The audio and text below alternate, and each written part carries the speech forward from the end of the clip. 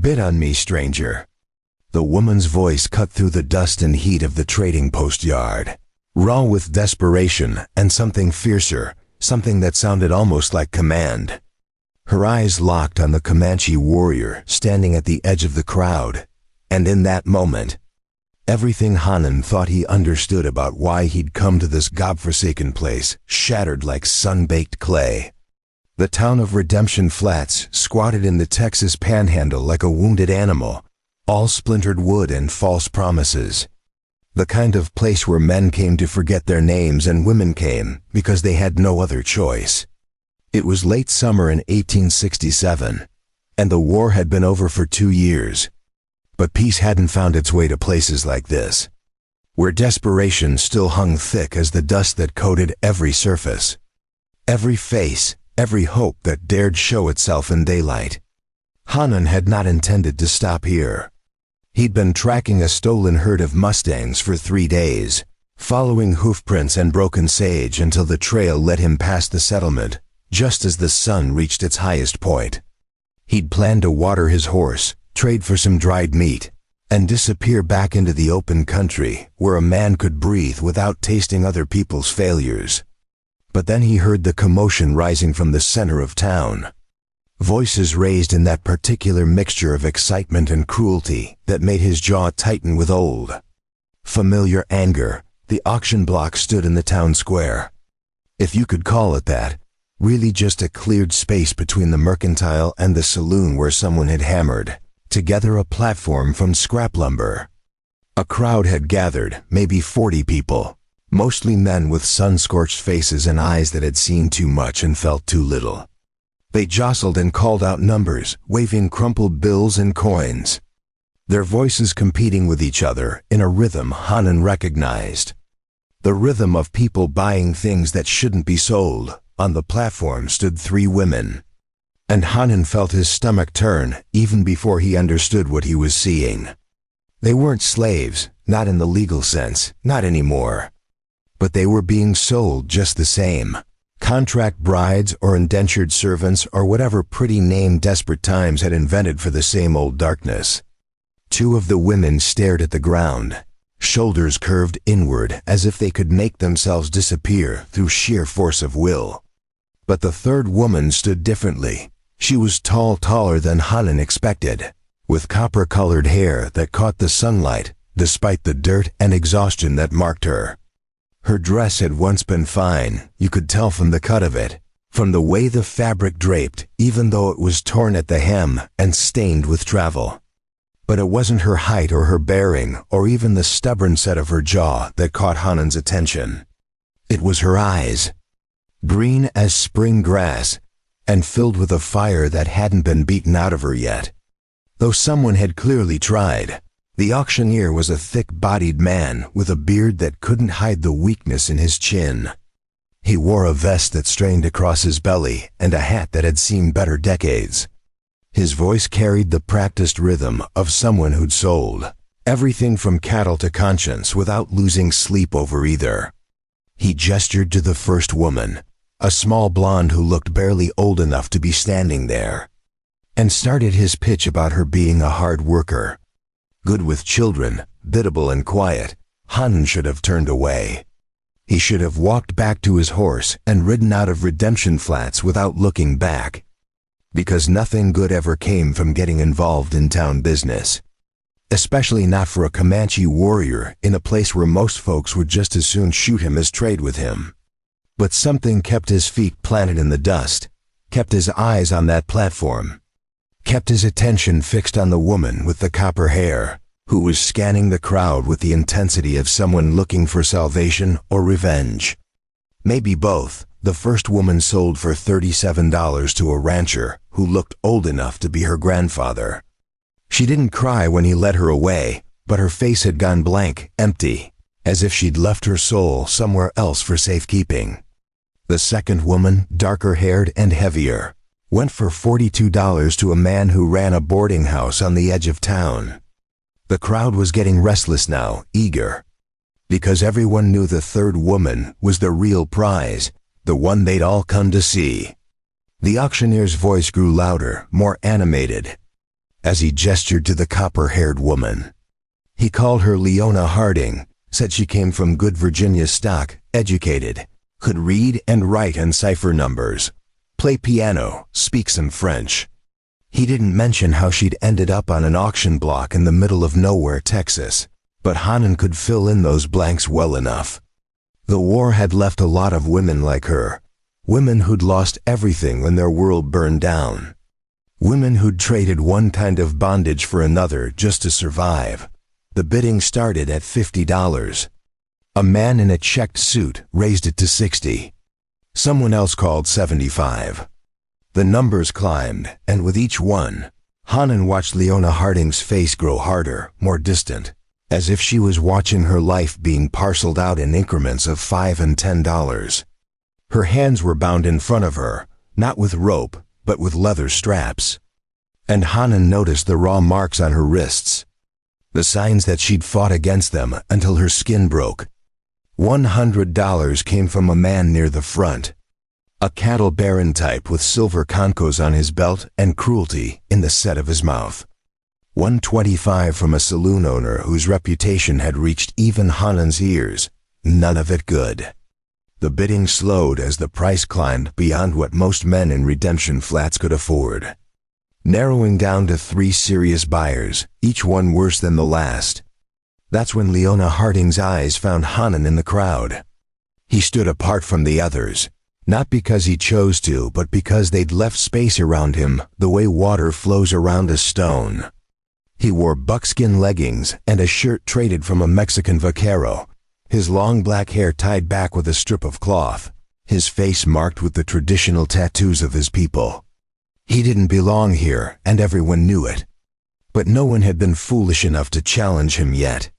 Their eyes met across the dust and noise and desperate commerce, and something passed between them that Hanan couldn't name. Recognition, maybe, though they'd never met. Understanding, though they'd never spoken. A kind of kinship born from both knowing what it meant to be standing in a place that saw you as something less than human, something to be used or feared or bought. The bid reached $150.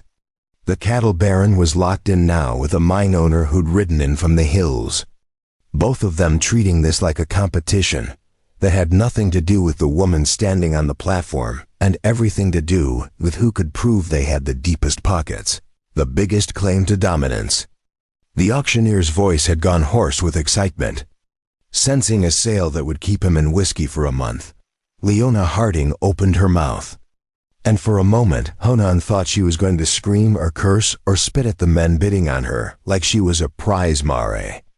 But instead, she did something that silenced the entire crowd. Something so unexpected, even the auctioneer stopped mid-sentence. She looked directly at Hanan, straightened her spine until she seemed to grow taller, and called out in a voice that carried clear and strong across the square, "Bid on me, stranger." The words hit Hanan like a physical blow. Every eye in the crowd turned to him, some curious, most hostile, all of them waiting to see what the Comanche warrior would do. The auctioneer sputtered, tried to regain control of his auction, but Leona kept her eyes locked on Hanan's, and in them he saw something that went beyond desperation. He saw choice. She was choosing him, this stranger, this outsider, gambling everything on a single moment of instinct, because the alternative was worse than any risk. Hanan's hand moved to the leather pouch at his belt before his mind fully caught up with what he was doing. He'd been saving for months, planning to buy breeding stock for the small ranch he was trying to build in the hill country where his mother's people had once roamed freely. Every dollar represented days of work, of tracking and trading, and sometimes fighting. It was his future, his hope for something more than drifting from town to town. Always on the outside looking in. $200, Hanan said, his voice cutting through the murmur of the crowd.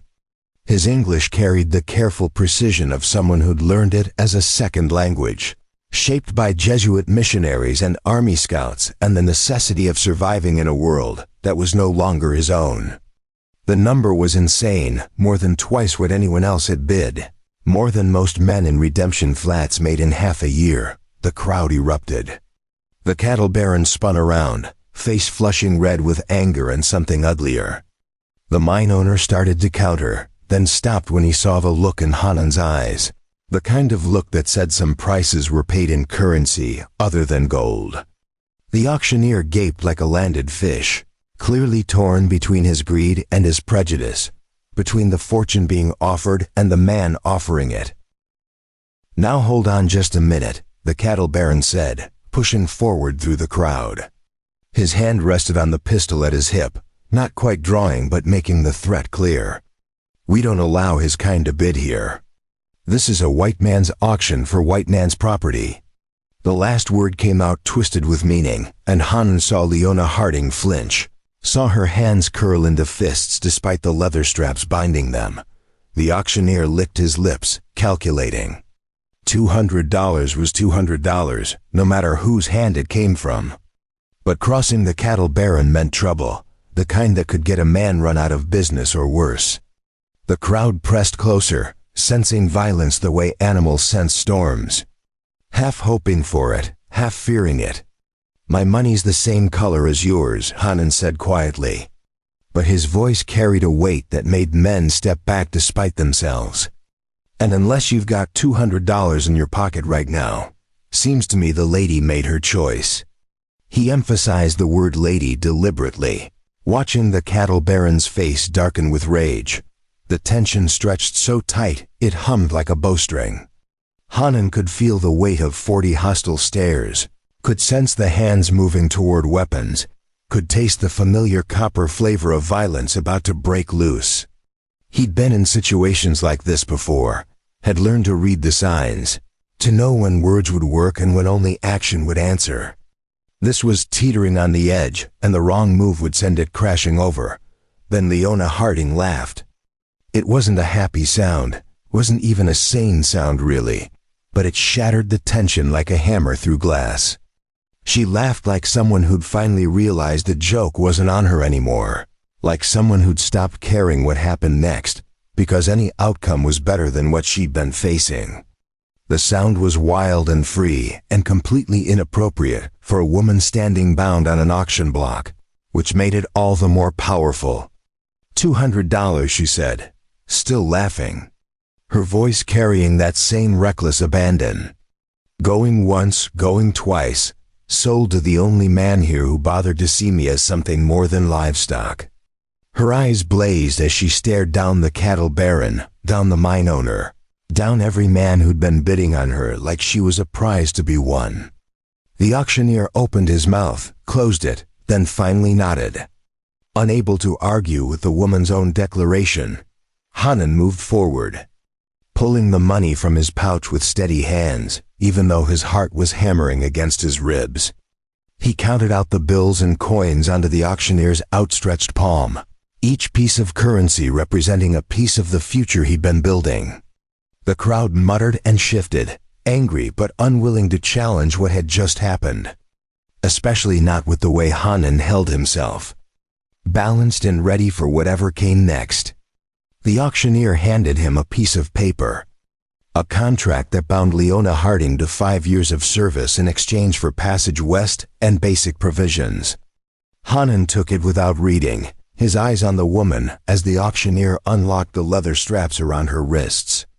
She rubbed at the raw skin, wincing slightly, but her gaze never left Hanan's face, studying him with an intensity that made him feel exposed in a way he hadn't experienced since childhood. The cattle baron spat in the dust at Hanan's feet. "This ain't over, savage. You just bought yourself a world of trouble." He turned and stalked away, his men following, but Hanan knew the threat wasn't empty. Men like that didn't forget perceived slights, didn't forgive being shown up in public. He'd made an enemy today, added another name to a list that was already too long. Leona Harding stepped down from the platform, her legs unsteady after hours of standing in the sun. Hanan moved instinctively to steady her, then stopped, unsure if his touch would be welcome. She noticed the hesitation, and something flickered in her eyes, surprise maybe, or gratitude, or simple human recognition that after hours of being treated like property, someone was treating her like a person. "Thank you," she said. her voice hoarse now that the adrenaline was fading. She swayed slightly, and this time Hanan did catch her elbow, his grip gentle but firm. Up close, he could see the bruise yellowing on her cheekbone, the split at the corner of her mouth that had scabbed over, the exhaustion that went deeper than lack of sleep. Whatever had brought her to this moment had been hard, brutal even. And she'd survived it through sheer force of will. "We need to leave," Hanan said, "now, before they decide that money doesn't matter as much as their pride." Leona nodded, understanding the danger without needing explanation. She'd probably been in enough dangerous situations lately to recognize the signs, to know when survival meant moving fast and asking questions later. They walked through the crowd together, Hanan's hand still on her elbow, guiding her toward where he'd left his horse. The people of Redemption Flats watched them go with expressions ranging from disgust to fascination to something that might have been envy. They'd witnessed something today that they'd be talking about for months, a story that would grow and change with each telling until it bore little resemblance to the truth. But the truth was walking away from them now. Two people who'd found each other in the worst possible circumstances and decided that maybe, just maybe, that was enough to build something on. Hanan's horse, a sturdy paint gelding named River, stood where he'd left him, patient and unbothered by the chaos of the town. Leona stopped when she saw him, and for the first time since the auction, a genuine smile crossed her face, small and fleeting but real. She reached out and stroked River's nose, and the horse nickered softly, responding to the gentleness in her touch. "He's beautiful," she said. And Hanan heard the longing in her voice, the need for something beautiful and uncomplicated after whatever ugliness had brought her here. "I haven't ridden in months." "Not since." She trailed off, and Hanan didn't push, understanding that some stories needed time before they could be told. He swung up onto River's back, then extended his hand down to Leona. She hesitated for just a moment, looking at his hand and his face, at the whole impossible situation she'd thrown herself into when she'd called out to a stranger and gambled her future on a split-second instinct. Then she took his hand, her grip surprisingly strong, and he pulled her up behind him. They rode out of Redemption Flats as the sun began its descent toward the western horizon, leaving the town and its whispers and its threats behind them. Leona's arms wrapped around Hanan's waist, holding on as River carried them toward the open country. She pressed her face against his back, and he felt her shoulders shake. Couldn't tell if she was crying or laughing or simply releasing the tension of the day. Neither of them spoke as the miles passed. There would be time for questions later, time for explanations and plans and all the practical matters that came with two strangers, suddenly bound together by a piece of paper and $200.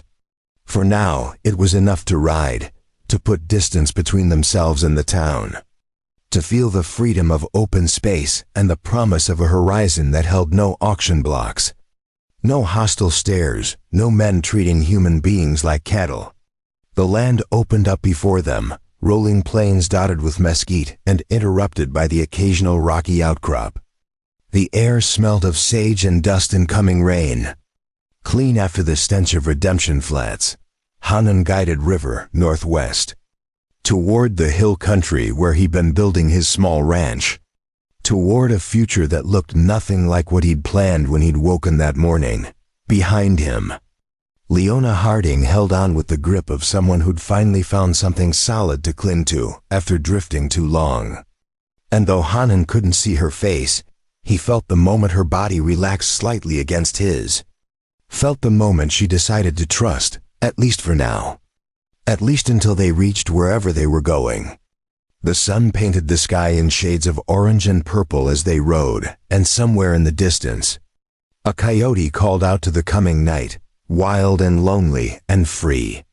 The ranch Hanan called home sat in a valley where two creeks converged, creating a natural basin that stayed green even when the surrounding hills turned brown under the relentless Texas sun. A small cabin stood beneath a grove of live oaks, their branches twisted and ancient, providing shade that felt like a blessing after hours of riding through open country. Behind the cabin, a corral held 2 mares and a young colt, and beyond that, rough grazing land stretched toward distant ridges that turned purple in the evening light. Leona Harding slid down from River's back the moment they stopped, her legs nearly buckling after the long ride. She caught herself against the horse's flank, breathing hard, her whole body trembling with exhaustion that went far deeper than physical fatigue. Hanan dismounted smoothly and moved to help her, but she waved him off with a hand that shook despite her determination to stand on her own. "I'm fine," she said, though clearly she wasn't. "Just need a moment." Her dress was coated in dust. Her hair had come loose from whatever attempt at arrangement she'd made that morning, and her face bore the grayish pallor of someone running on nothing but willpower. But her eyes still held that fire Hanan had seen on the auction block, that stubborn refusal to break that had made him pull out every dollar he owned. Hanan led River to the water trough, letting the horse drink while he studied his unexpected companion from the corner of his eye. He'd acted on instinct in Redemption Flats, responding to something in her voice, in her eyes, in the way she'd chosen him over men who would have destroyed what was left of her spirit. But now, in the quiet of his own land, reality settled over him like a heavy blanket. He'd bought a woman's contract. 5 years of her life belonged to him according to that piece of paper folded in his pocket. The thought made his stomach turn. "The cabin's small," he said finally, his voice rougher than he intended. "But it's clean. There's a bed inside. You can have it. I'll sleep in the barn." Leona turned to look at him properly for the first time since they'd left town, really studying his face in the fading light. He was younger than she'd thought initially, maybe 30, with strong features and eyes that held both wariness and something gentler. Something that reminded her of the way her father used to look at injured animals he was trying to heal. "You don't have to do that," she said. "You paid for me. You have the right to—" She couldn't finish the sentence, but the implication hung between them like smoke. Hanan's jaw tightened, and when he spoke, his voice carried an edge she hadn't heard before. "I didn't pay for you. I paid to get you away from men who would have hurt you. There's a difference." He turned away, leading River toward the small barn. "You'll sleep inside, alone. We'll figure out the rest tomorrow." The finality in his tone told her the conversation was over, and something in Leona's chest loosened just slightly, a knot of fear she'd been carrying since the auction beginning to unwind. Inside the cabin, a single room served as kitchen, living space, and bedroom. A stone fireplace dominated one wall, a narrow bed stood against another, and a rough-hewn table with 2 chairs occupied the center. Shelves held supplies, neatly organized, and a few books, their spines worn from reading. The floor was swept clean, and everything had a place. The home of someone who lived alone but took pride in that living. Leona stood in the doorway, taking it all in. She'd grown up in a Virginia mansion with 12 rooms and servants to maintain them. She'd lost that world when Sherman's army came through, watched it burn along with everything else she'd known. Since then, she'd lived in places that made this cabin look like a palace, slept in corners and back rooms, and once, for 3 terrifying nights, in the cellar of a burned-out church. This small, clean space felt like more than shelter. It felt like possibility. "There's a pump outside," Hanan said from behind her, startling her. His footsteps had been silent on the hard-packed earth. "Water's cold, but clean. I'll heat some for washing if you want." His consideration, offered without expectation of gratitude or anything else, made Leona's throat tight with an emotion she couldn't quite name. "That would be kind," she managed. "Thank you." The words felt inadequate for what he'd done, for what he was continuing to do by treating her like a person rather than property. Hanan nodded and moved to the fireplace, building up the fire with practiced efficiency. Within minutes, flames crackled cheerfully, pushing back the evening chill that was settling over the valley. while water heated in a large pot over the fire. Hanan brought in his saddlebags and pulled out strips of dried venison and some cornbread wrapped in cloth. He set them on the table, along with 2 tin plates, then poured water from a pitcher into 2 cups. The simple meal looked like a feast to Leona, who couldn't remember the last time she'd eaten anything that wasn't moldy or crawling with weevils. They ate in silence, the only sounds the crackling fire and the distant call of an owl beginning its nightly hunt. Leona tried not to wolf down the food, tried to maintain some semblance of the manners that had been drilled into her since childhood, but hunger won out over propriety. Hanan didn't comment, just pushed more cornbread toward her when she finished the first piece. When the water was warm, Hanan carried the pot outside and filled a basin on a small bench beside the door. He handed Leona a cloth and a sliver of soap, then retreated inside without a word. The privacy he offered felt like another gift, another small acknowledgement of her humanity. Leona washed her face and hands and neck, scrubbing away days of grime and fear, watching the water turn gray in the basin. When she finished, she felt almost human again, inside. Hanan had laid out a blanket on the floor near the fireplace and was arranging his saddlebags as a makeshift pillow. Leona stood in the doorway, wet cloth still in her hands, watching him prepare to sleep on the hard ground of his own home, because he'd given his bed to a stranger. Something about that simple act of decency broke through the walls she'd built around herself over the past months. "I need to tell you why I was at that auction," she said quietly. "You deserve to know what you bought into." Hanan looked up, his expression unreadable in the firelight. He didn't speak, didn't push, just waited with that same patience she'd already begun to recognize as fundamental to his nature. Leona sat down on the edge of the bed, her hands twisting the wet cloth. "My family had a plantation in Virginia. Tobacco and cotton. My father believed in the old ways, believed that some people were meant to rule and others meant to serve." She paused, her voice growing harder. "I never agreed with him, but I was a daughter, and daughters don't get to decide how things work. They just get to watch and stay quiet and smile at the right times. The war changed everything. Not just the outcome, but the way we saw ourselves, the way we understood what we built our lives on. When the Union Army came through, they burned everything. The house, the barns, the fields. My father tried to save the silver, the family heirlooms, and a beam fell on him. He died 3 days later." Leona's voice remained steady, but Hanan could see the cost of that steadiness in the rigid set of her shoulders. "My mother had died years before, so it was just me and my younger brother, Thomas. He was 16, still thought he could save the world, or at least our piece of it. We tried to rebuild, but we had nothing. No money, no credit, no way to plant crops or hire workers even if we'd wanted to, which I didn't, not after everything. Thomas got it in his head that he could make our fortune in Texas, that there was opportunity here for people willing to work hard." She laughed, but there was no humor in it. "We made it as far as San Antonio before our money ran out. Thomas took work on a cattle drive, said he'd send for me when he got paid. That was 8 months ago.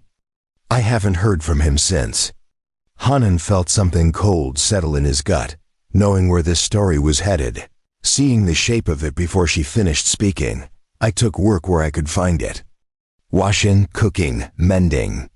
But it wasn't enough, and people out here, they don't trust a woman alone, especially not one with a Virginia accent and no family.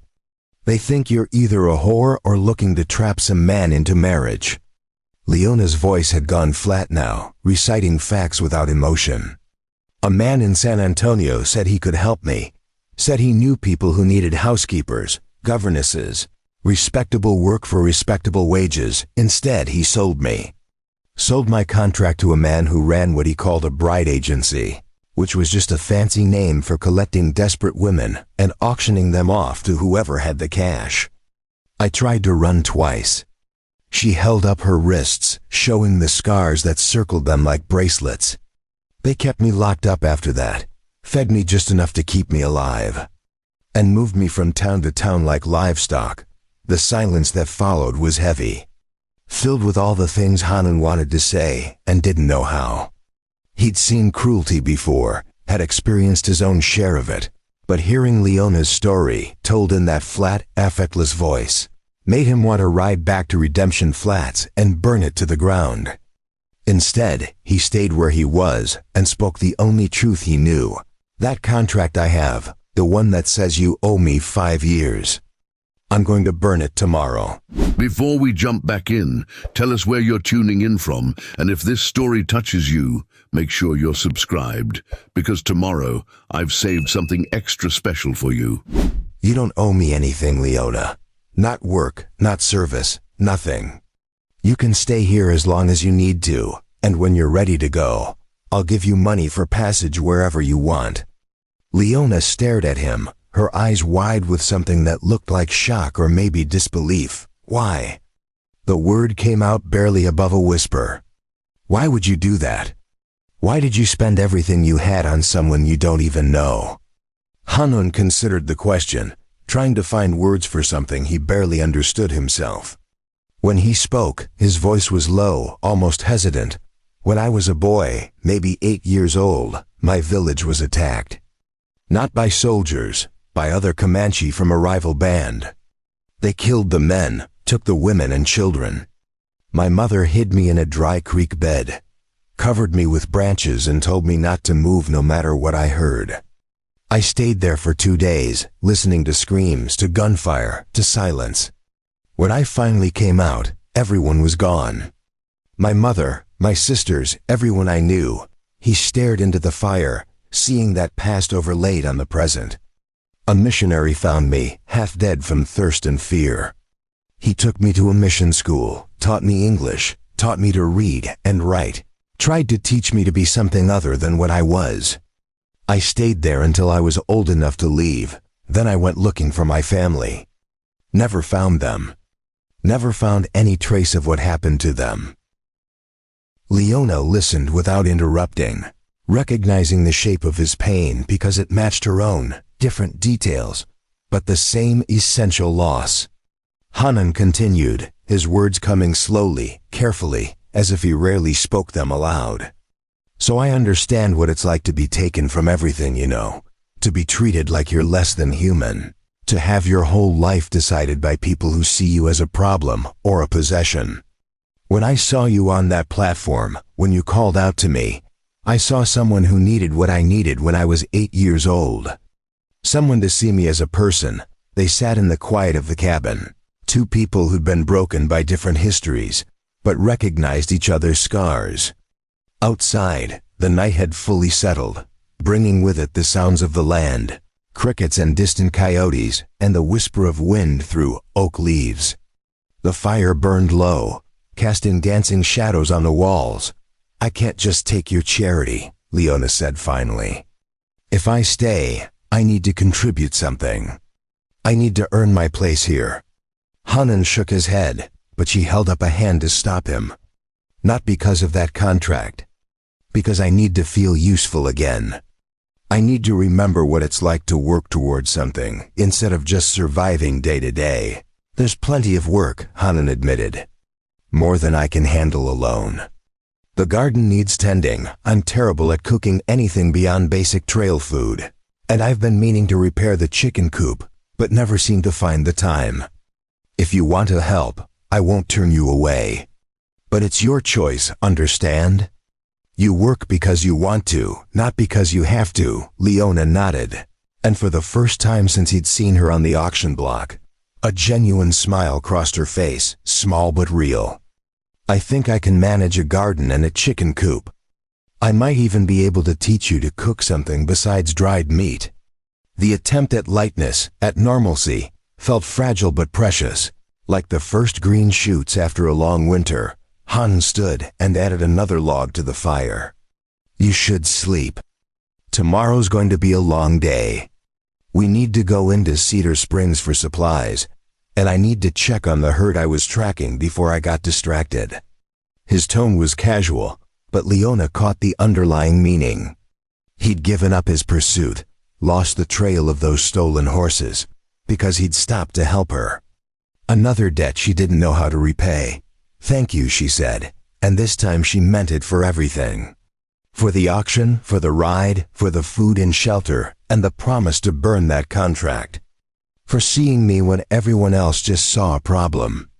Hanan met her eyes, and in the firelight, his face held an expression she couldn't quite read, something between sadness and hope. "I see someone who's stronger than she knows," he said quietly. "Someone who survived things that would have broken most people. Someone who's going to be just fine once she remembers how." With that, he settled down on his blanket, turning his back to give her privacy. Leona lay down on the bed, still wearing her dress because she had nothing else, and pulled the rough wool blanket over herself. She expected to lie awake, her mind churning with everything that had happened, with the strangeness of her situation, with fear and uncertainty and all the questions that had no answers yet. But instead, for the first time in months, she felt safe enough to truly rest. The last thing she heard before sleep took her was the steady rhythm of Hanan's breathing and the crackle of the fire. Ordinary sounds that felt like a kind of music, outside, under a sky thick with stars. The land breathed quietly around the small cabin. Somewhere in the darkness, a horse whinnied softly, and the wind carried the scent of sage and possibility. Two broken people had found shelter under the same roof, not knowing yet what they might build together, but willing to find out. Dawn broke over the valley with a softness that seemed impossible after the harshness of the previous day. Leona woke to the smell of coffee and the sound of someone moving quietly around the cabin, trying not to disturb her. She opened her eyes to find pale light filtering through the single window and Hanan crouched by the fireplace, coaxing flames from last night's embers. He'd already been outside. She could tell from the damp on his boots and the fresh wood stacked beside the hearth. "Morning," he said without turning around, somehow sensing she was awake. "There's coffee when you're ready. We should leave for Cedar Springs within the hour if we want to make it back before dark." His voice carried the casual efficiency of someone used to starting days early and alone. But there was a gentleness in his tone that hadn't been there the night before. As if sharing their stories had shifted something between them, Leona sat up, wincing at the stiffness in her muscles from days of rough travel and yesterday's long ride. Her dress was hopelessly wrinkled and stained, and she had nothing else to wear, no possessions beyond the clothes on her back and the thin hope that maybe, finally, she'd found a place to stop running. She finger-combed her hair as best she could and joined Hanan at the table where he'd set out 2 cups of steaming coffee. The coffee was strong and bitter, and exactly what she needed. She wrapped her hands around the tin cup, letting the warmth seep into her fingers while she studied Hanan in the morning light. He looked tired, as if he hadn't slept well on the hard floor, but his eyes were clear and his movements sure as he packed supplies into saddlebags. He worked with the quiet competence of someone who'd learned to rely only on himself. "About Cedar Springs," Hanan said, pausing in his packing. "It's bigger than Redemption Flats, maybe 300 people. There's a general store, a blacksmith, a doctor." He hesitated, then added, "People there know me. They're used to seeing me around. But they're going to ask questions about you, and some of those questions won't be kind." Leona understood what he wasn't saying, that a Comanche man and a white woman traveling together would draw attention and speculation. "Most of it ugly, let them ask," she said with more confidence than she felt. "I'm past caring what strangers think of me." Hanan looked at her with something that might have been approval or respect, then nodded once and went back to his preparations. Within the hour, they were mounted on river, following a narrow trail that wound through the hills towards Cedar Springs. The morning ride was nothing like the desperate flight from Redemption Flats. This time, Leona noticed the landscape around them, the way the rising sun painted the rocky outcrops in shades of gold and amber. How wildflowers bloomed in unexpected patches of color among the scrub grass. The distant cry of a hawk circling overhead. The land had a harsh beauty that reminded her of Hanan himself, weathered and unforgiving but honest in its demands. They spoke little during the ride, but the silence felt comfortable rather than strained. Leona found herself relaxing against Hanan's back, no longer holding herself rigid with fear and uncertainty. When they crested a hill and Cedar Springs came into view below them, a cluster of buildings straddling a creek lined with cottonwoods, she felt Hanan's shoulders tense slightly, preparing for whatever reception awaited them. The town was indeed larger than Redemption Flats, with actual streets instead of just packed dirt paths, and buildings that looked permanent rather than temporary. A church steeple rose above the other structures, and she could see what appeared to be a schoolhouse at the far end of town. People moved about their morning business, women with shopping baskets, men heading toward the blacksmith or the livery, children running between buildings in some game only they understood. Hanan guided River to the hitching post outside the general store, a substantial building with a painted sign that read McCready's Mercantile and Supply. He dismounted first, then helped Leona down, his hand steady on her waist until her feet found solid ground. Several people on the street had already stopped to stare, their conversations dying mid-sentence as they took in the unusual sight. "Stay close," Hanan said quietly. "Don't let anyone separate us." The warning sent a chill down Leona's spine, but she lifted her chin and followed him into the store, determined not to show the fear that coiled in her stomach. Inside, the Mercantile smelled of leather and tobacco and the sweet sharp scent of penny candy. Shelves lined the walls, stocked with everything from flour and coffee to fabric and tools. Behind the counter stood a heavy-set man with graying hair and shrewd eyes that missed nothing. "Hanan," the man said, his tone neutral but not unfriendly. "Didn't expect to see you for another few weeks. You run through supplies already?" His gaze shifted to Leona, taking in her disheveled appearance and the way she stood close to Hanan, and his eyebrows rose slightly. "This is unexpected." Hanan moved to the counter, positioning himself so he could see both McCready and the door. "Need to outfit a guest, McCready. 2 dresses, practical ones. Undergarments, a coat, boots. Whatever else a woman needs that I'm too ignorant to know about." He pulled out a small leather pouch, the same one he'd emptied yesterday at the auction, now containing what little remained of his savings. McCready's eyes widened at the request, then narrowed as he studied Leona more carefully. "This guest have a name?" McCready asked, directing the question at Hanan but watching Leona. She felt the weight of his assessment, knew he was calculating her worth, her story, the relationship between her and Hanan. Before Hanan could answer, she stepped forward. "Leona Harding," she said, extending her hand across the counter with all the dignity she could muster. "I'm working for Mr. Hanan at his ranch. I arrived with little more than what I'm wearing, and I find myself in need of proper attire." Her Virginia accent rang clear in the quiet store, marking her as educated, as someone who'd once belonged to a different world. McCready shook her hand after a brief hesitation. "Working for him," McCready repeated, the skepticism clear in his voice. "That's an interesting arrangement, Miss Harding. Or is it Mrs. Harding?" The question carried layers of implication, none of them charitable. Leona felt her cheeks flush but kept her voice steady. "Miss Harding, and yes, Mr. McCready, I'm aware of how it might look.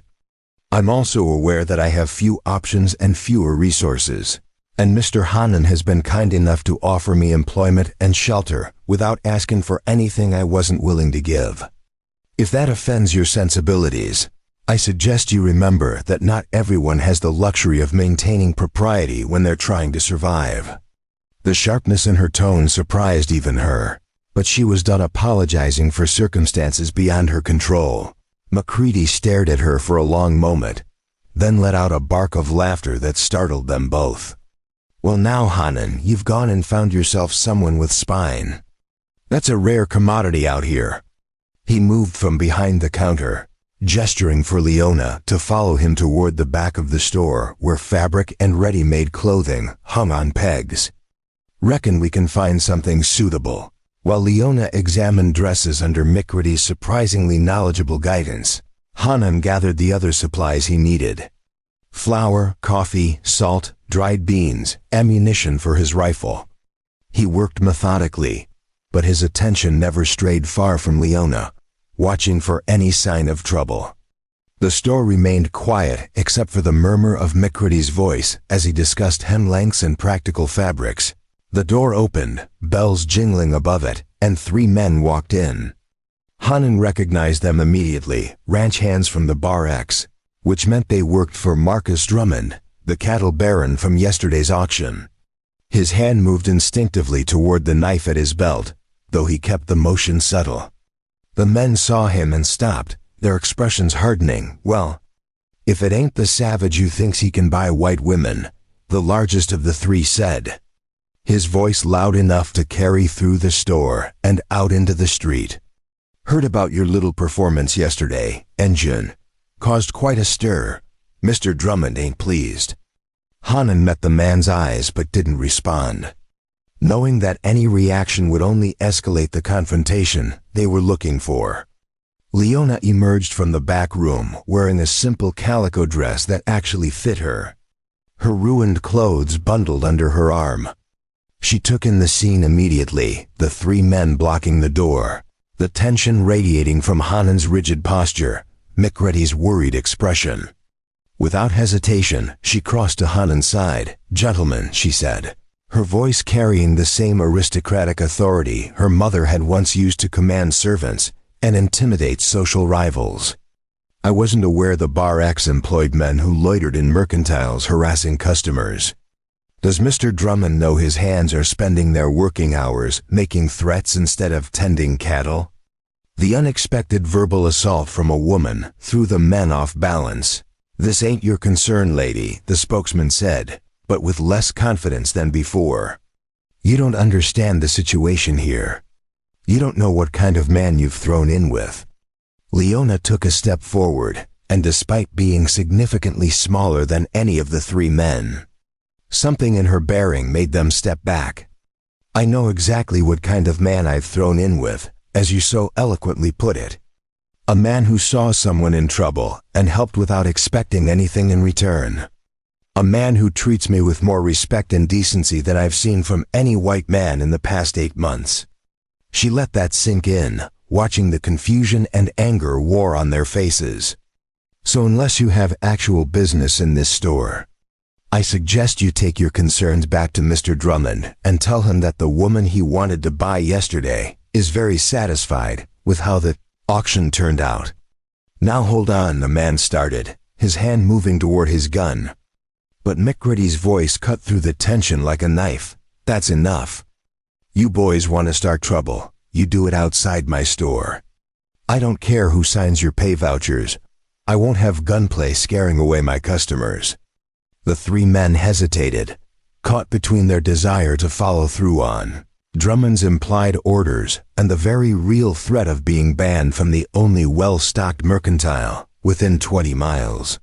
Finally, the spokesman spat on Mikridi's clean floor. "This ain't over," he said, directing the words at Hanan. "Mr. Drummond don't forget, and he don't forgive.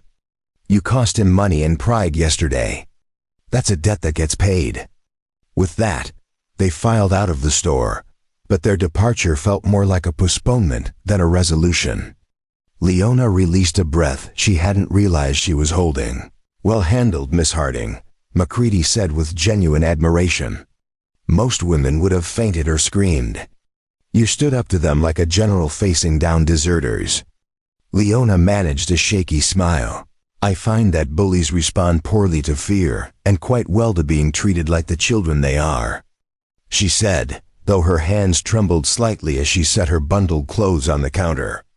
Macridi wrapped up their purchases while Hanan paid, the transaction completed in silence heavy with unspoken concerns. As they prepared to leave, Macridi called out, "Hanan, be careful heading home. Those boys are going to report back to Drummond, and he's not a man who takes embarrassment lightly." Maybe take the long route through the hills instead of the main trail. Hanan nodded his thanks and guided Leona out of the store, their packages loaded into saddlebags. The street seemed more crowded than when they'd arrived, as if word of the confrontation had spread and people had gathered to watch what happened next. They mounted River quickly, Hanan's eyes constantly scanning for threats. Instead of heading back the way they'd come, he turned River north, toward rougher country where the trail was less defined but offered more cover. Leona held onto him tightly, feeling the tension in his body, understanding without words that the danger wasn't over. They'd ridden for perhaps an hour when Hanan suddenly pulled River to a stop, his head cocked as if listening to something Leona couldn't hear. Then she heard it too, the sound of multiple horses moving fast, coming up behind them. Hanan didn't hesitate. He urged River off the trail and into a narrow ravine thick with scrub oak and juniper. "Stay quiet," he whispered, sliding down from the horse and pulling Leona with him. They crouched behind a boulder while River stood remarkably still, as if understanding the need for silence. Within moments, 5 riders thundered past on the trail above them. The Bar X hands from the store plus 2 more.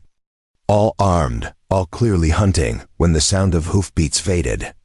Hanan remained motionless for several more minutes, making sure they weren't circling back. Finally, he stood and helped Leona to her feet. "We'll have to go the long way now, through the high country.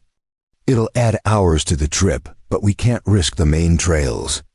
Leona nodded, her earlier bravado fading as the reality of their situation sank in. "I've made things worse for you," she said quietly. "If I hadn't been at that auction, if you hadn't bought my contract, you wouldn't have Drummond and his men hunting you." Hanan looked at her, really looked at her, and something in his expression made her breath catch. "If you hadn't been at that auction, I'd still be alone. I'd have my money and my plans and no one trying to kill me, that's true. But I'd also still be alone, and that was killing me just as surely, just slower." He mounted River and pulled her up behind him. "Besides, Drummond's type always finds a reason to hate men like me. You just gave him an excuse he would have invented anyway." They rode through country that grew progressively rougher, following game trails and dry creek beds, climbing into hills where pine trees replaced scrub oak and the air turned cooler. The sun tracked across the sky as they navigated terrain that would have been treacherous for anyone less skilled than Hanan. Leona marveled at how he read the land, finding paths where she saw only obstacles, water where everything looked dry, as afternoon stretched toward evening. They stopped beside a small spring where water bubbled up from between rocks and formed a clear pool before disappearing back underground. Hanan let River drink while he filled their canteens, and Leona sat on a sun-warmed boulder, watching him move with that same quiet efficiency that characterized everything he did. "You learned all this from your people?" she asked, gesturing at the land around them. "The hidden spring, the invisible trails. Before the missionaries took you." Hanan nodded, capping the canteen. "My father was a scout, one of the best. He could track anything, find water in places other men died of thirst, read weather in the taste of the wind. He tried to teach me everything he knew, even though I was young. He said knowledge was the only thing that couldn't be taken from you." Hanan's voice carried a weight of old grief. Turns out he was wrong about it. They took everything, including the people who carried the knowledge. "But you remembered," Leona said softly. "All these years later, you still remember what he taught you. That means they didn't take it, Hanan. You kept it. You kept him." She saw something flicker across his face, surprise maybe, or gratitude for understanding what those memories meant. He helped her back onto River without responding, but his hand lingered on hers for just a moment longer than necessary. The sun was setting when they finally approached the valley where Hanan's ranch lay. But something was wrong. Leona felt it before she could articulate what she was seeing. Hanan went rigid, his hand moving to his rifle as they crested the final ridge and looked down at his property. Smoke rose from where the cabin should be. Not the friendly smoke of a cooking fire, but the thick black smoke of destruction. No, Hanan breathed, and then he was urging River forward. Down the slope at a pace that was barely controlled. Leona held on, her heart hammering with dread. As they got closer, the full extent of the damage became clear. The cabin was gone, burned to the ground, nothing left but charred timbers and ash. The barn had been torched as well, and the corral fence was torn down. Hanan dismounted before River had fully stopped, running toward the ruins of his home. Leona followed more slowly, her eyes taking in the devastation. Everything he'd built, everything he'd worked for, reduced to smoking rubble in a single afternoon. She found him standing in what had been the center of the cabin, staring at the destruction with an expression that broke her heart. "They took the horses," he said, his voice hollow. "The mares, the colt, everything." His hands clenched into fists at his sides, and Leona saw him struggling with rage and grief, and the terrible impotence of arriving too late to stop any of it. She moved to his side, wanting to offer comfort, but not knowing how. "We'll rebuild," she said, trying to sound certain even though she had no idea how. "We'll start over." Hanan turned to look at her, and in his eyes she saw the accumulated weight of every loss he'd ever suffered. Every time he'd tried to build something, only to have it destroyed. With what, Leona? "I spent everything I had on you yesterday. I've got nothing left to rebuild with. No money, no lumber, no livestock. Just ashes and a debt I can't repay, because the men who did this will make sure I can't work anywhere in this territory." His voice cracked on the last words, the first time she'd heard his composure break. She grabbed his hands, forcing him to look at her. "You've got me," she said fiercely. "You've got me, Hanan, and I'm not going anywhere. I've lost everything before, and I survived. We'll survive this too. Together." She pulled him away from the ruins, toward the creek where the fire hadn't reached. "We'll camp tonight, make a plan in the morning. But we don't give up. We don't let them win." Hanan stared at her. This woman he'd known for barely a day, offering him hope when she had nothing herself. Something shifted in his expression, the despair giving way to something harder, more determined. He nodded once, and together they gathered what they could salvage. A few tools that had been stored away from the fire. Blankets from River's saddlebags, the supplies they'd bought in Cedar Springs. They made camp near the creek as darkness fell completely, building a small fire and sitting close together against the night chill. Neither spoke much, both too exhausted by the day's events for conversation. But when Leona's head eventually drooped onto Hanan's shoulder, he didn't pull away, and when his arm came around her to keep her warm, she pressed closer. Above them, stars emerged in their thousands, cold and distant and indifferent to human suffering. But down by the creek, two people who'd lost everything held onto each other and refused to surrender to the darkness. Morning came with a fog that rolled through the valley like a living thing, thick and gray and cold enough to make their breath visible. Leona woke first, stiff from sleeping on the ground, and found Hanan already awake, sitting by the dead fire and staring at the blackened ruins of his cabin with an expression that looked carved from stone. She'd seen that look before on her brother's face after their father died. The look of someone trying to decide whether to keep fighting or simply surrender to circumstances.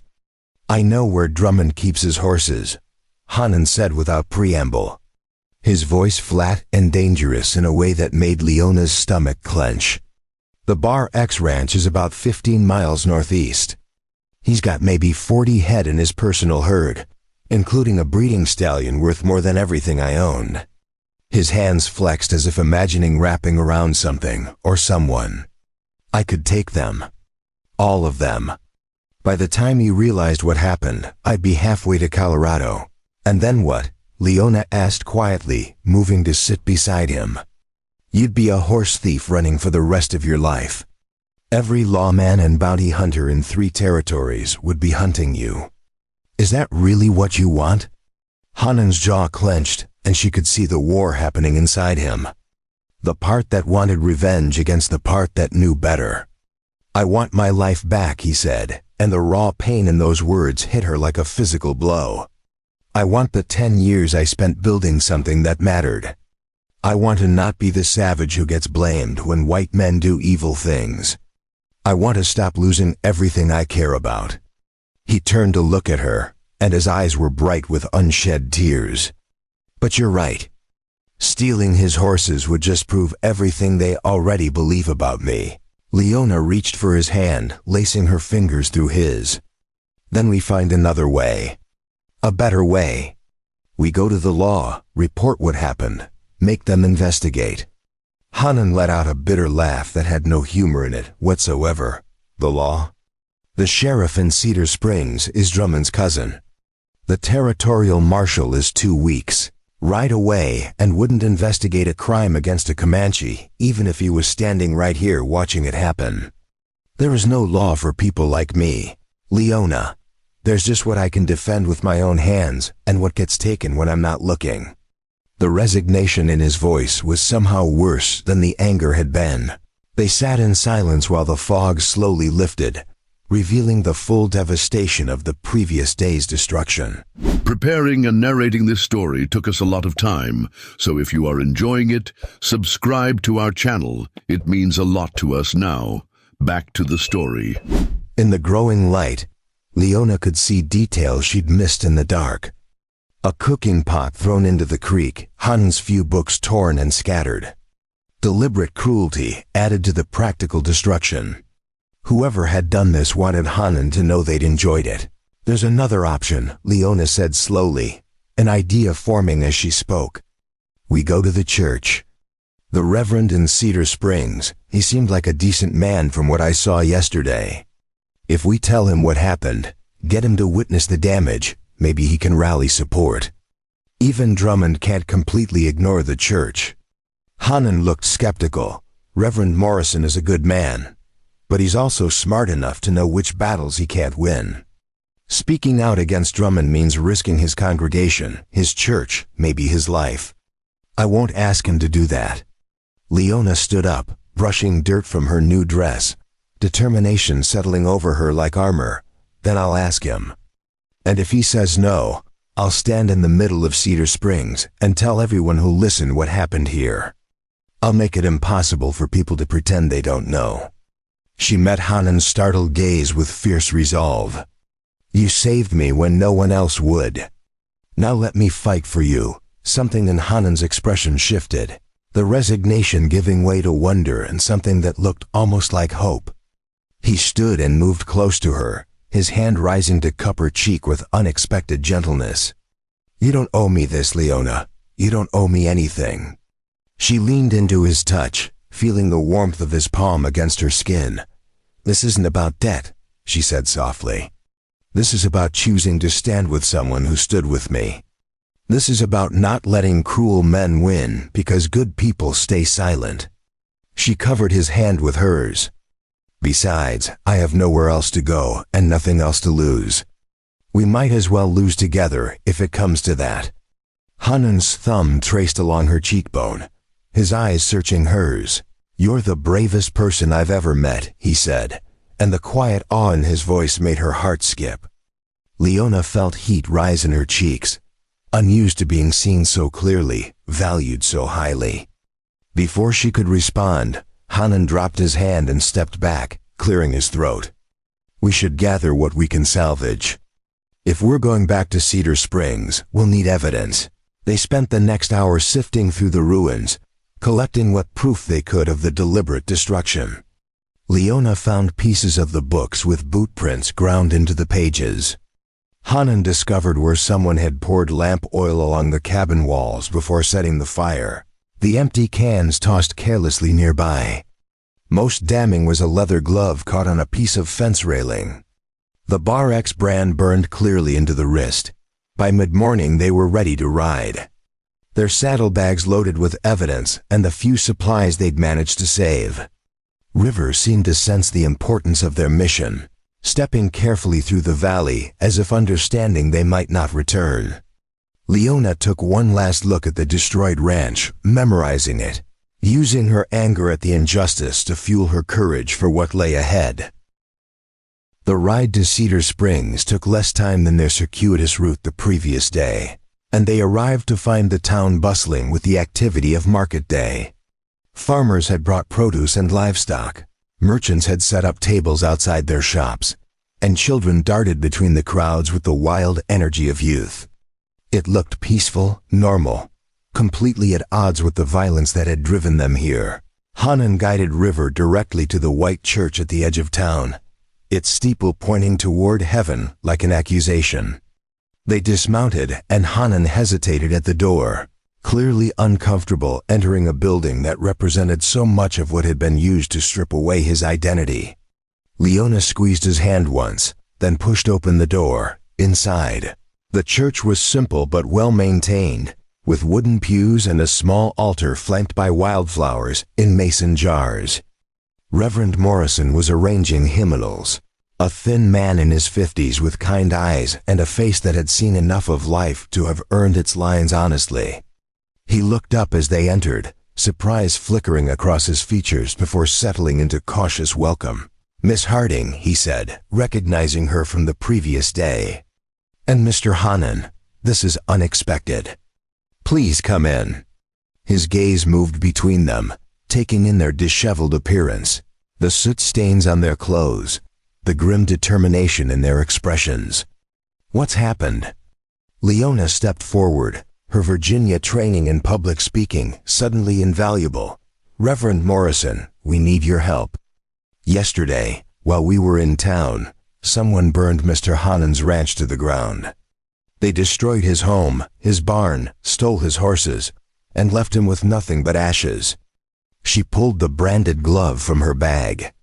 "We have evidence suggesting who was responsible, but the sheriff won't help us because the guilty party has more money and influence than justice. We're asking you to bear witness, to help us make this known." The Reverend took the glove, examining the brand with a troubled expression. "These are serious accusations, Miss Harding. You're saying someone from the Bar X did this.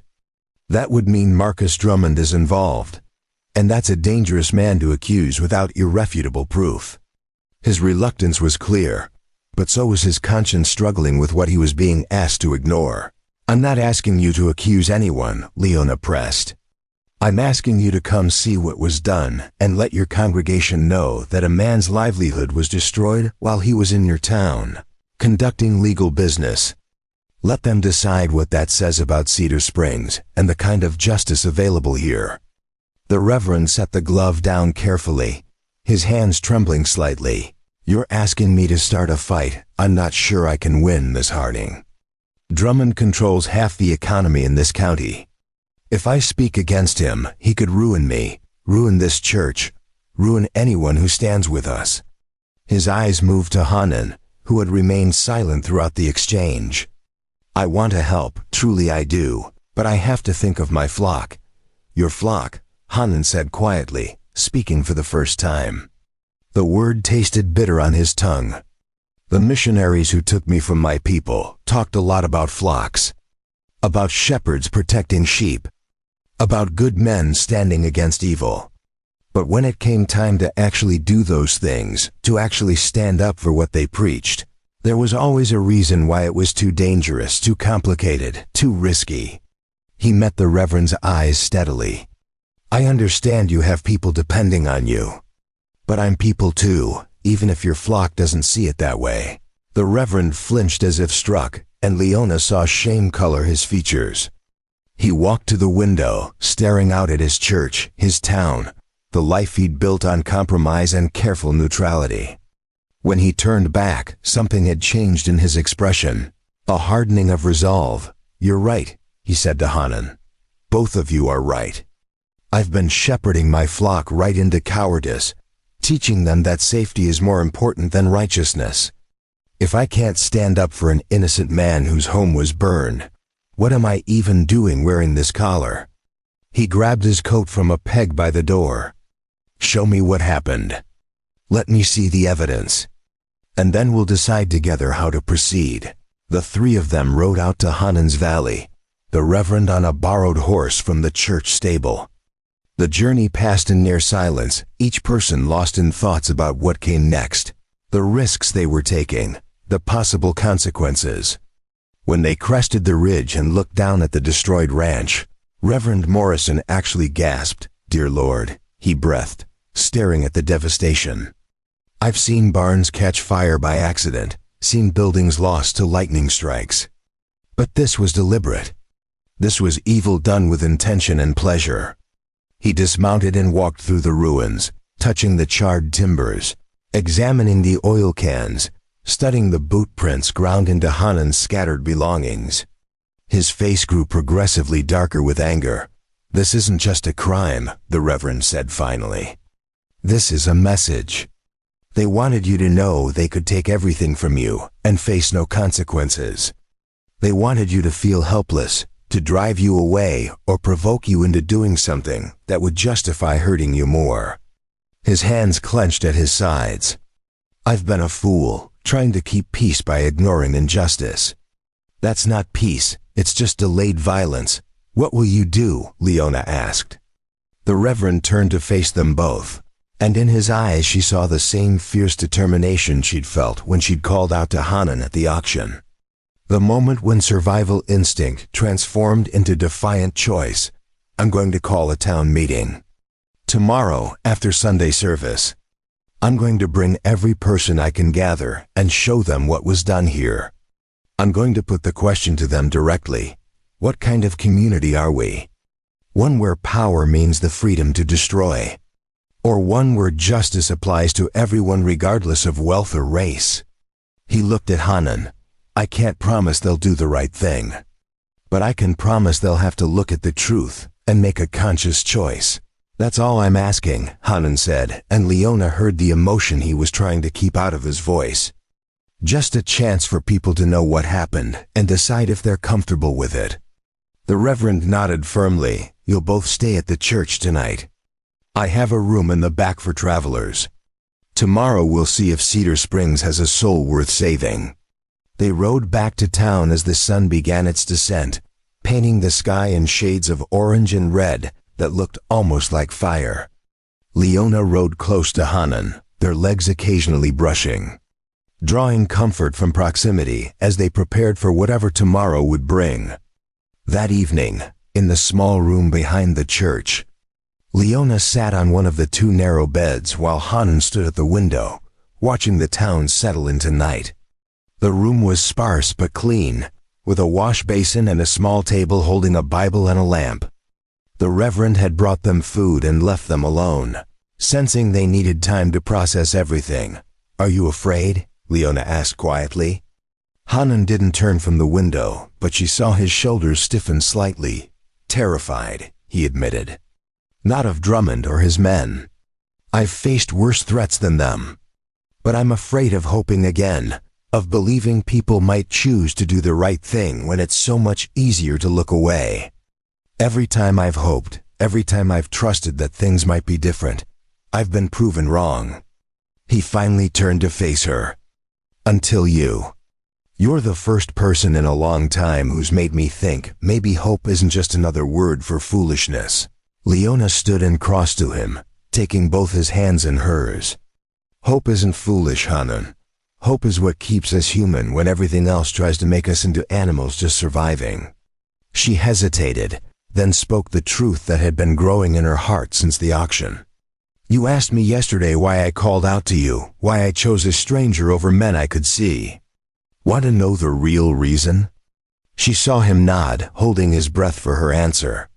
"Because when I looked at you, I saw someone who understood what it meant to be alone in a crowd, to be seen as less than human, to have your whole life decided by people who didn't care enough to see you as real. I saw someone who'd been broken but wasn't beaten, someone who still had kindness left, despite every reason not to." Her voice dropped to barely above a whisper. "I saw someone I could maybe trust with the parts of myself I've been too afraid to show anyone else." Hanan's hands tightened on hers, his eyes searching her face as if memorizing every detail. "Leona, I don't know what tomorrow brings. I don't know if the Reverend's plan will work or if we'll just make everything worse.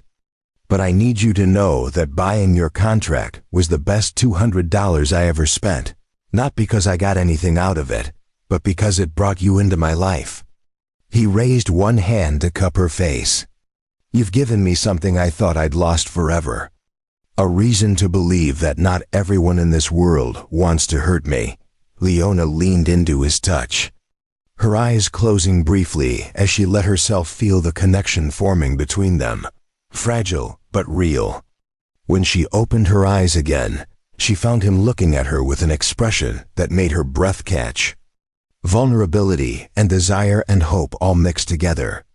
"Kiss me," she whispered, the words escaping before she could question them.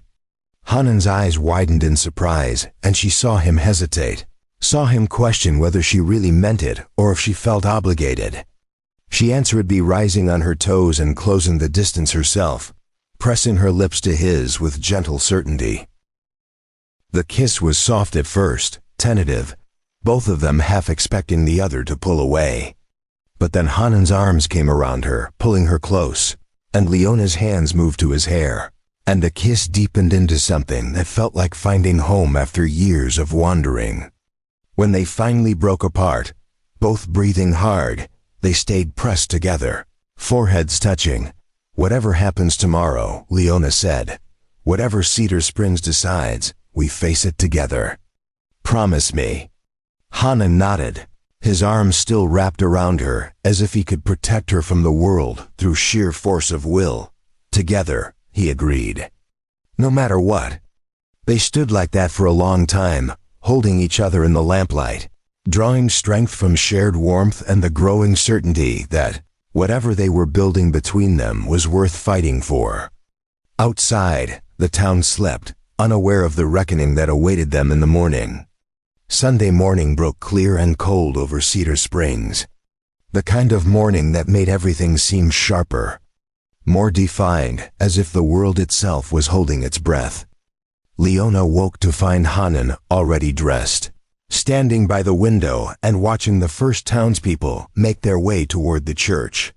His jaw was set with determination, but she could see the tension in his shoulders. The way his hands kept flexing as if preparing for a fight, the church bells began to ring, their sound carrying across the valley with surprising power for such a small building.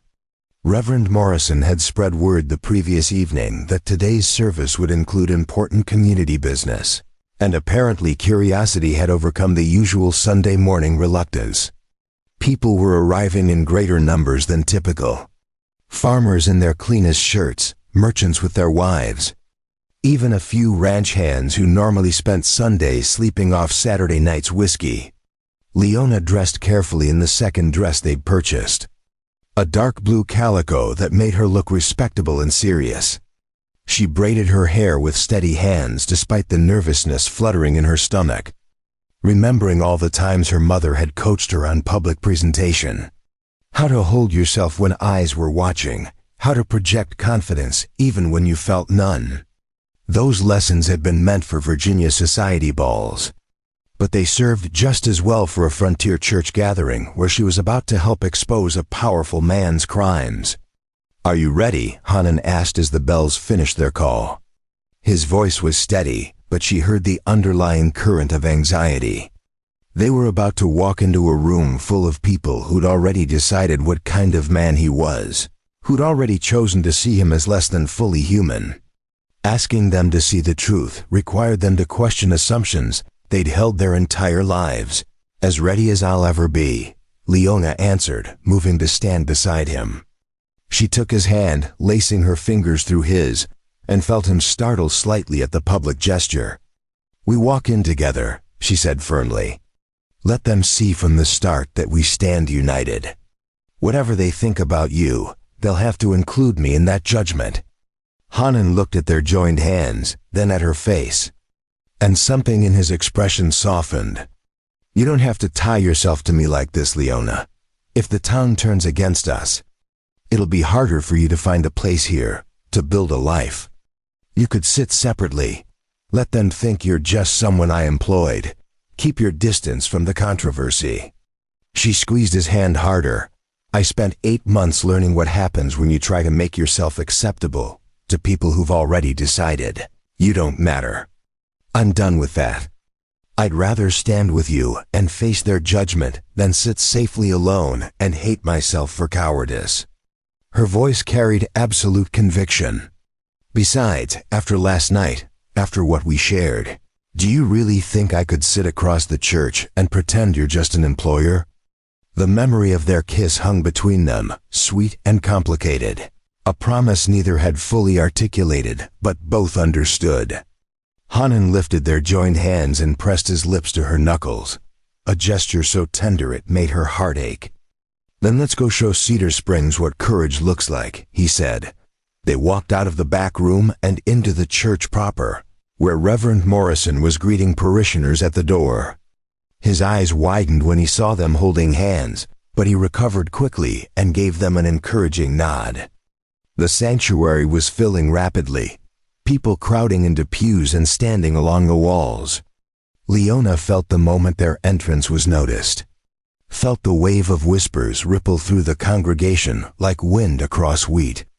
There was a pew near the front that remained conspicuously empty, as if people had instinctively left a buffer zone around where they assumed the controversial visitors would sit. Hanan led Leona there, his spine straight and head high, refusing to show any of the discomfort she knew he must be feeling. They sat, still holding hands, and the whispers grew louder, speculation and judgment mixing with genuine curiosity. Marcus Drummond was there. Leona spotted him immediately, sitting in the third row with his wife, a thin woman who looked perpetually worried, and 2 of his sons, grown men with their father's build and cold eyes. Drummond's face was impassive when he saw them, but Leona caught the slight tightening around his mouth, the way his hand moved to rest on his knee in a gesture that looked casual but radiated tension. The Bar X Ranch hands from yesterday's confrontation at the Mercantile were scattered throughout the church, clearly there on Drummond's orders rather than any religious conviction. McCready the shopkeeper sat with his wife near the middle, his expression troubled.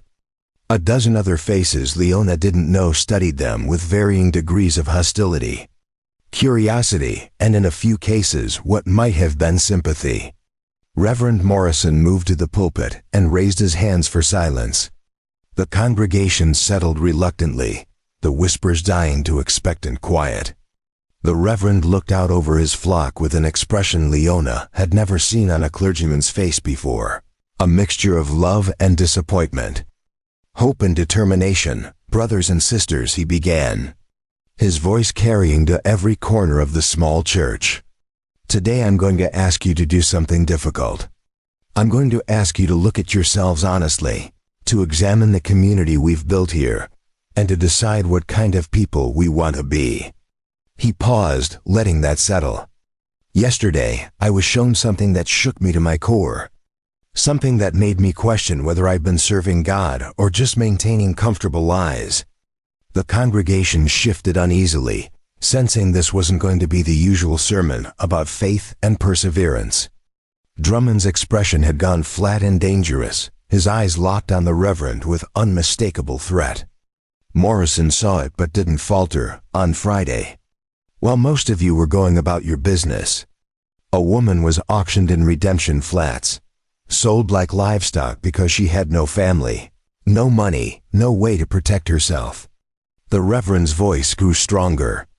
"Several of you know about these auctions, might have even attended them. We tell ourselves it's legal, it's just contract labor, it's helping desperate women find security. But let's be honest about what it really is, it's buying human beings. And the men who bid aren't looking for housekeepers." Uncomfortable murmurs rose from the congregation, people shifting in their seats. Leona felt Hanan's hand tighten on hers as Morrison continued. This woman, Miss Leona Harding, was on that auction block. She'd survived the war, lost her family, been betrayed by men who promised to help her. She was desperate and alone. The Reverend gestured toward them. And then a man bid on her, paid every dollar he had, not to own her but to free her.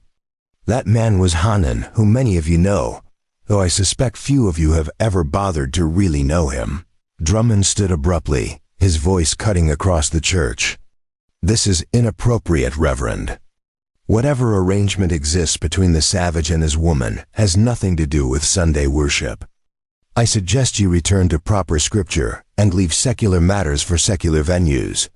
Several people murmured agreement, but Morrison's voice rose over them. Sit down, Marcus. I'm not finished. The direct command, delivered with unexpected authority, caught Drummond off guard. He remained standing but didn't speak. The Reverend pulled the branded glove from his pocket, holding it high. Yesterday, while Hanan and Miss Harding were in this town, conducting honest business at McCready's store, someone burned Hanan's ranch to the ground. Destroyed his home, his barn, stole his horses, left him with nothing but ashes. In this, he threw the glove down the center aisle. It landed near Drummond's feet, the Bar X brand clearly visible to everyone around. That's evidence of who did it. That's proof that while we were all pretending to be civilized people, someone from the biggest ranch in this county was committing arson and theft. And I'm asking you, all of you, is this acceptable? Is this who we are? The church erupted. People shouting over each other, some defending Drummond, others expressing shock.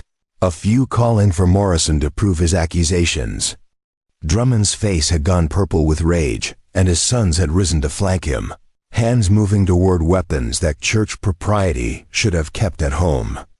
Leona felt Hanan tense beside her, preparing to move if violence broke out. You have no proof that glove came from my property, Drummond roared over the chaos. Anyone could have put my brand on cheap leather. This is nothing but a savage's lies, and you're a fool for believing him, Morrison. His eyes swept the congregation.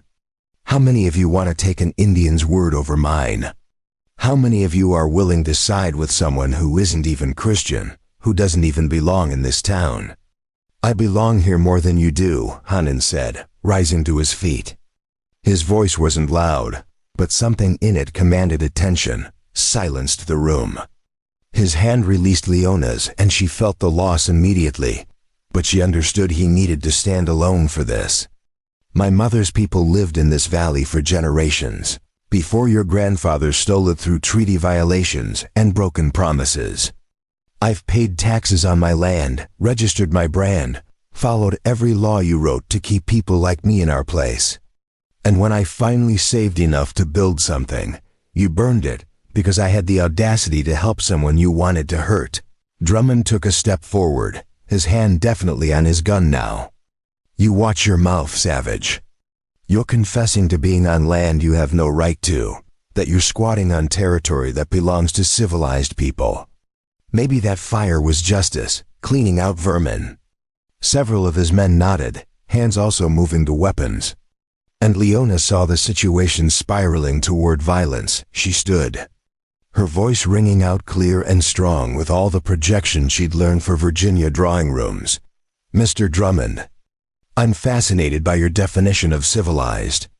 Does it include burning down homes? Stealing livestock?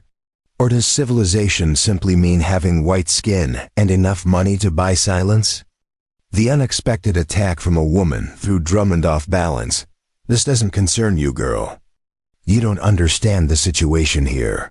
You're just some Eastern flower who got herself in trouble and latched onto the first man stupid enough to take you in. Go back to sitting quietly while men handle important matters. His dismissive tone was a mistake. And Leona smiled coldly. I understand perfectly.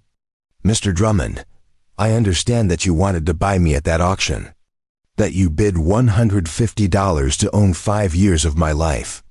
I understand that when another man outbid you, you felt humiliated in front of people whose respect you need to maintain your power. She moved into the aisle, her voice growing stronger. And I understand that you're so insecure in your authority that you had to destroy an innocent man's property to prove you're still in control. That's not civilization, Mr. Drummond. That's the behavior of a bully and a coward. The silence that followed was absolute. No one, especially not a woman, spoke to Marcus Drummond that way. His face went from purple to nearly white with rage, and his hand closed fully on his gun. But before he could draw, Macready stood up. "She's right," the shopkeeper said, his voice shaking but determined.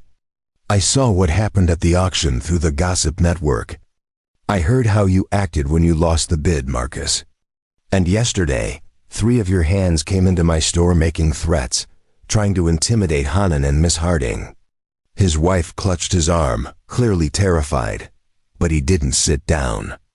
"I've stayed quiet too long about too many things, because I was afraid of losing business. But if we let this stand, if we let you burn a man's home without consequences, what's next? Who's next?" Another man stood, a farmer Leona didn't recognize. "Drummond ran me off my water rights 2 years ago using legal tricks I couldn't afford to fight. I stayed quiet because I had a family to feed." He looked at Hanan. "But if we don't stand up now, we're saying it's acceptable to destroy anyone who doesn't have enough power to fight back." A woman in the back rose next, then another man, then a young couple, each adding their voice to the growing chorus of people who'd been intimidated into silence. Reverend Morrison watched his congregation with tears streaming down his face, witnessing them finally choose courage over comfort. "Marcus Drummond," he said formally, "you are no longer welcome in this church until you make restitution for what was done to Hanan's property. Whether you ordered it directly or your men acted on your implied authority, you bear responsibility.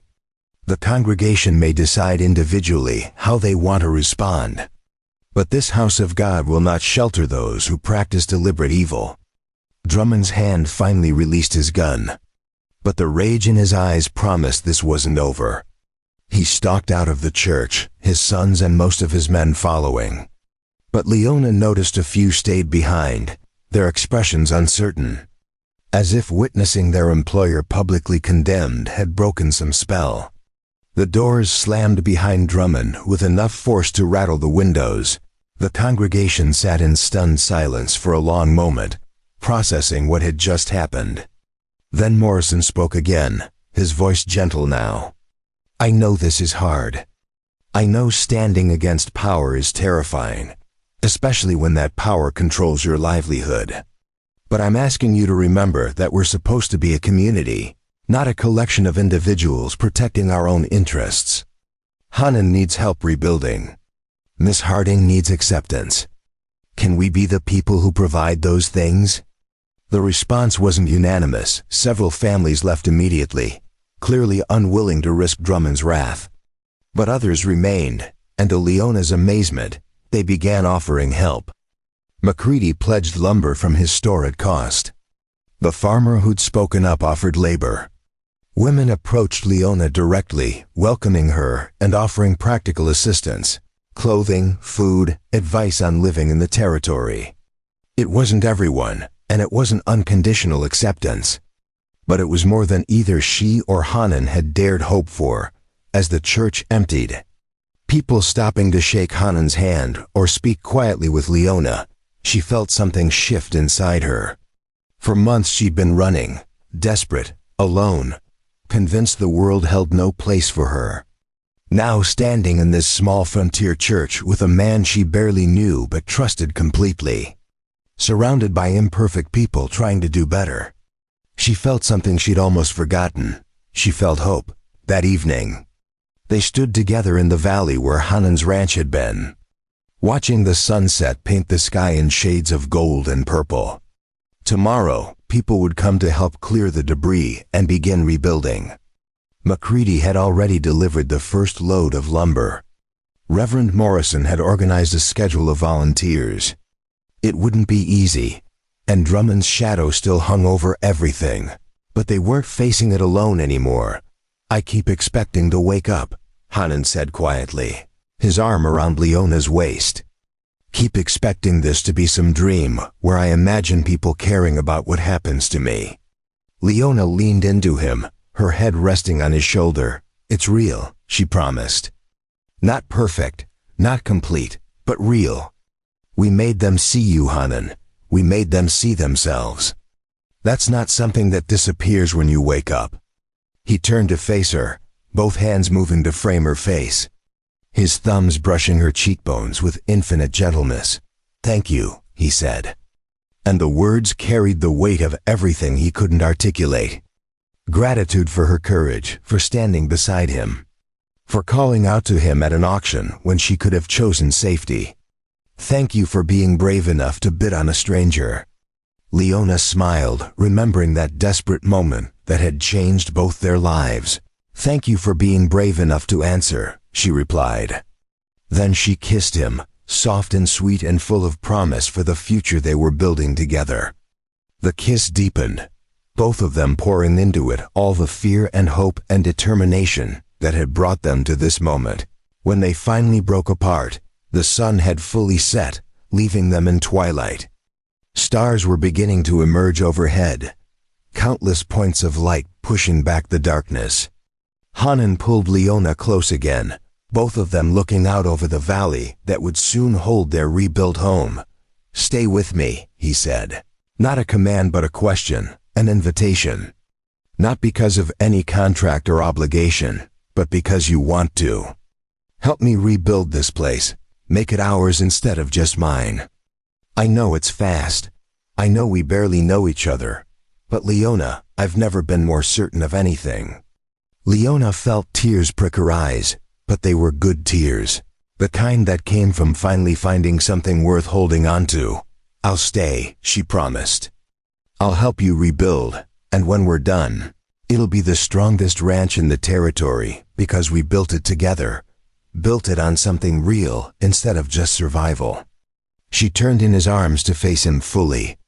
"And Hanan, when I called out to you at that auction, when I said bid on me stranger, I didn't know your name or your story. But somehow I knew that you were the answer to a prayer I'd been too scared to speak out loud."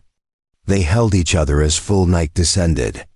Two people who'd lost everything, finding that sometimes loss cleared space for something better.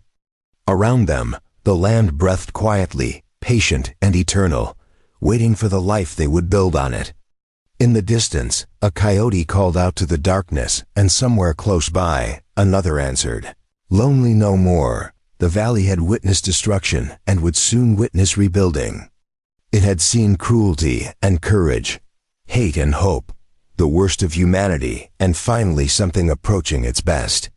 And through it all, two people who should have remained strangers had found each other, had chosen each other, had decided that together they could face whatever came next.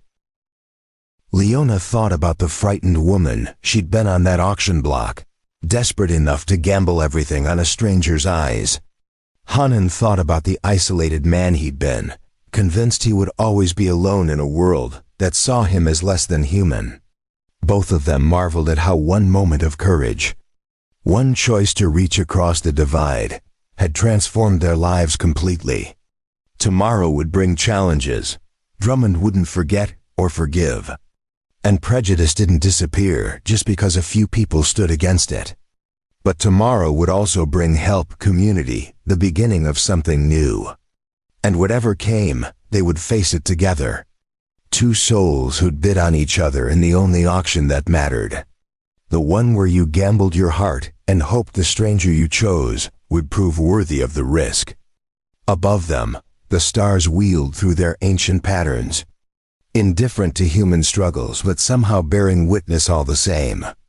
And in a small valley in the Texas Hill Country, where a ranch had burned and would rise again, two people held each other against the night and believed. Finally, in the possibility of home, 6 months later, spring had transformed the valley into something that looked almost like a promise kept. Wildflowers carpeted the meadows in waves of blue and yellow. The creek ran high with snowmelt from the distant mountains, and the new cabin stood solid and proud where the old one had burned. It was larger than before, built with the help of 24 volunteers who'd shown up day after day until the work was done. And it bore the marks of community in every beam and board. Leona stood on the porch she'd helped design, watching Hanan work with the 3 new horses in the corral. They weren't the animals he'd lost. Nothing could replace those, but they were a beginning, purchased with money earned from tracking work and a small loan from Macready that Hanan was determined to repay early. The morning sun caught in Hanan's hair as he moved with patient confidence, gentling a skittish mare that had been abused by her previous owner. She still marveled sometimes at how much had changed since that desperate day at the auction in Redemption Flats. The woman who'd stood on that platform, bound and terrified, felt like a different person entirely. Someone Leona remembered but no longer fully recognized. That woman had been running from everything, too scared to imagine a future beyond surviving the next hour. The woman she'd become had learned to plant gardens and mend fences, to read the weather and the taste of the wind and find hope in the daily work of building a life. The sound of approaching horses drew her attention to the trail leading into the valley. Reverend Morrison appeared first, riding the same borrowed horse he always used, followed by Macready and his wife Sarah, and behind them 2 of Drummond's former ranch hands who'd left the Bar X after the confrontation at the church. The small group had become regular visitors, part of an informal community that had formed around their ranch. Hanan left the corral and joined Leona on the porch, his hand finding hers automatically, a gesture that had become as natural as breathing. Together, they watched their friends dismount and begin unloading supplies for the gathering they'd planned, food and tools for the new barn they were building. This had become their rhythm. Work in friendship, solitude, and community. The balance they both needed without knowing how to name it, inside the cabin. The women prepared the meal while the men discussed the barn construction plan for the following week. Leona moved through the space with easy familiarity. This kitchen that she'd helped plan, these rooms that bore the imprint of both her taste and Hanan's practicality. The wedding ring on her finger caught the light as she worked. Simple silver that Hanan had commissioned from the blacksmith in Cedar Springs 2 months ago. Their wedding had been small, attended by the same people who'd helped rebuild the ranch. It hadn't been a grand Virginia ceremony with hundreds of guests and elaborate celebration, but it had been real, witnessed by people who genuinely cared about their happiness. When Morrison had pronounced them husband and wife, the small church had erupted in genuine celebration. Not everything had been easy, of course. Drummond still controlled much of the county's economy, and some businesses in Cedar Springs refused to serve Hanan or anyone associated with him. There had been tense moments, veiled threats, the constant awareness that their position remained precarious. But there had been unexpected allies too. The territorial marshal had investigated the burning and arrested 3 ranch hands, making it clear that future incidents would result in federal intervention. It wasn't perfect justice, but it was more than either of them had expected. As afternoon stretched toward evening, the group gathered around the large table Hanan had built, passing dishes and sharing stories with the easy comfort of people who'd chosen to see each other as family. Leona watched Hanan laugh at something Macready said, saw how his shoulders had lost some of their defensive tension over the past months, how he'd begun to believe he could build something lasting without constantly expecting it to be taken away. After the meal, as the sun began its descent toward the western hills, Reverend Morrison stood and raised his cup of cider. 6 months ago, I asked my congregation to decide what kind of community we wanted to be. Today, looking at what we've built together, I think we've answered that question. He gestured at the cabin, at the people gathered there. To Hanan and Leona, who taught us that family isn't about blood or history. It's about who shows up when you need them and who you choose to stand beside when things get hard. The others echoed the sentiment, cups raised in genuine fellowship. And Leona felt tears prick her eyes at the simple beauty of being seen and valued. As the gathering wound down and guests prepared to leave, Hanan and Leona walked them to their horses, thanking them for coming and confirming plans for next week. When the last rider had disappeared down the trail, they stood together in the gathering dusk, listening to the evening sounds of the valley settling into night. "There's something I need to tell you," Leona said, turning to face Hanan with a mixture of excitement and nervousness. His expression immediately became concerned, and she smiled to reassure him. Nothing bad, I promise. Just something that's going to change things. Again, she took his hand and placed it on her stomach. We're going to have a baby, Hanan. I'm almost certain now. The look that crossed his face was so full of wonder and joy and fear all mixed together that Leona felt her own eyes filling with tears. Hanan dropped to his knees in front of her, his hands gentle on her waist, his forehead pressed against her stomach. A baby, he whispered, his voice thick with emotion. A child who'll grow up here, in this valley, with parents who chose each other and a community that'll help us raise them right. Leona ran her fingers through his hair, feeling the tremor in his shoulders as he processed the news. She knew what he was thinking, all the fears that came with bringing a child into a world that could still be cruel, all the hopes that this child would have a better life than either of them had known. Our child is going to be so loved, she said softly. By us, by the people who helped build this place, by everyone who's chosen to see past the things that used to divide us. Hanan rose and pulled her into his arms, holding her with a gentleness that took her breath away. Thank you, he said against her hair, for calling out to me that day, for choosing me when you could have chosen safety, for standing beside me when it would have been easier to walk away, for giving me a future I never let myself imagine. Leona held him tighter, remembering that desperate woman on the auction block who'd gambled everything on a stranger's eyes. Thank you for answering, she replied, for seeing me as a person worth saving, for building this life with me, for showing me that home isn't a place you find. It's something you create with people brave enough to believe in second chances. They stood like that as full darkness fell, two people who'd found each other in the worst circumstances and turned them into something beautiful. The valley around them breathed quietly, witness to their joy as it had been witness to their struggles.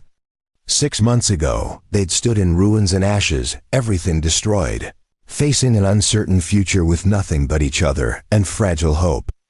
Now they stood in front of a home they'd built together, surrounded by community they'd helped create, preparing to bring new life into a world that was still imperfect, but no longer quite so cruel.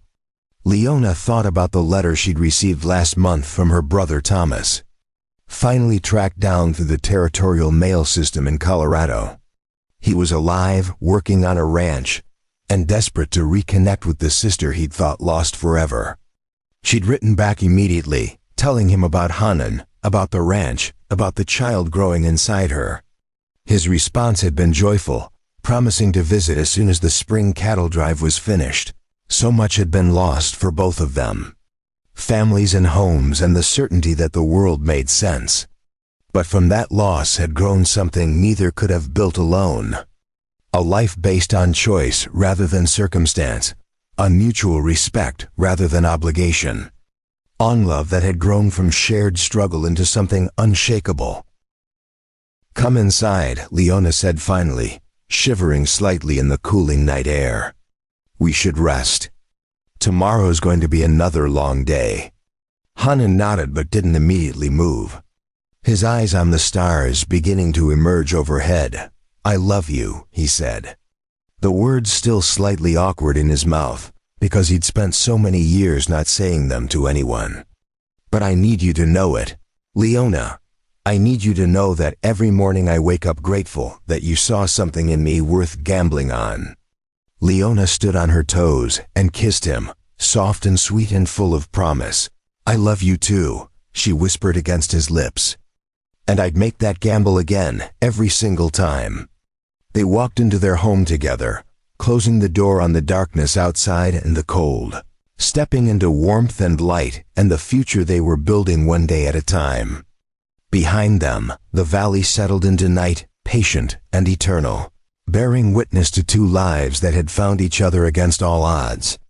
Up next, you've got 2 more standout stories right on your screen. If this one hit the mark, you won't want to pass these up. Just click and check them out. And don't forget to subscribe and turn on the notification bell so you don't miss any upload from us.